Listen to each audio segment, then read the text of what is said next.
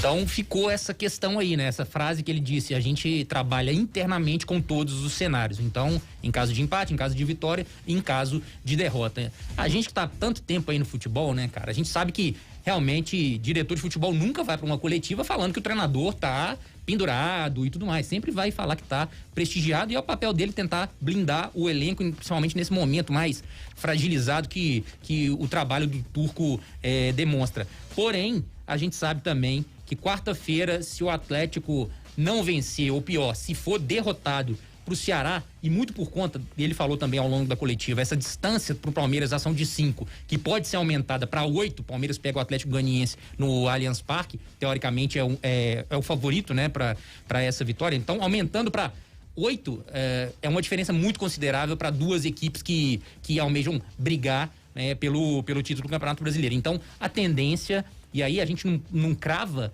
mas a tendência é que caso o Atlético venha a perder, né, do Ceará no jogo lá no Castelão na quarta-feira, a tendência é que o Turco deixe o comando, o Atlético opte pela mudança de treinador, Léo. Eu acho engraçado, porque ele chegou a dizer durante a entrevista também, ele falou assim, olha, a gente precisa tirar aquela situação de que o Atlético, no ano passado, como foi multicampeão, ou seja, precisamos olhar para frente, né? Não ter uma cobrança em cima desse time atual, dessa temporada atual, querendo que o Atlético necessariamente repita todos os feitos da temporada passada. Óbvio, porque vai ser uma pressão realmente muito grande, porque a temporada passada foi praticamente perfeita ali para o Atlético.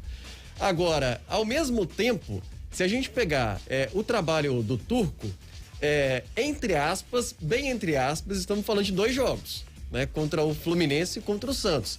Por que entre aspas, né? Porque antes mesmo, né? O trabalho dele sempre teve a sombra do Cuca, sempre teve a sombra da temporada passada. Então, mesmo em algumas vitórias do Atlético, o Turco era criticado. Então, isso estava praticamente cantado que ia acontecer, né? Porque no momento em que o Atlético tiver um declínio, um deslize, o time não começar a apresentar bons resultados, tiver falhas, como teve nos 2 últimos jogos, mais aparentes, a pressão ia ficar gigantesca.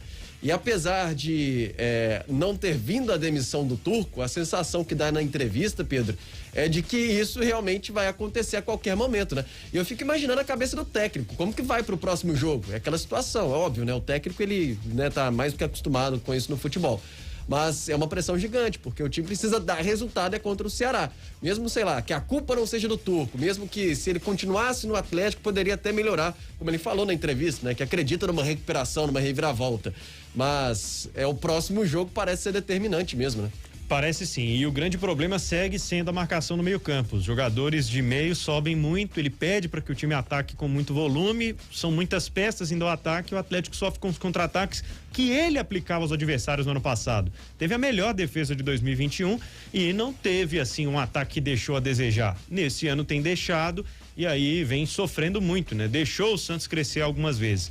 O empate lá em Goiânia contra o Goiás e o empate aqui no Independência contra o Coritiba, eles são retrato do que tem sido isso. E o Atlético fazer 1-0, às vezes até fazer o segundo, mas deixar o adversário crescer, né, Fernando? Exatamente, é isso aí. Então, pontuando essa questão, quarta-feira, dia D, tanto pro Turco quanto pro Atlético.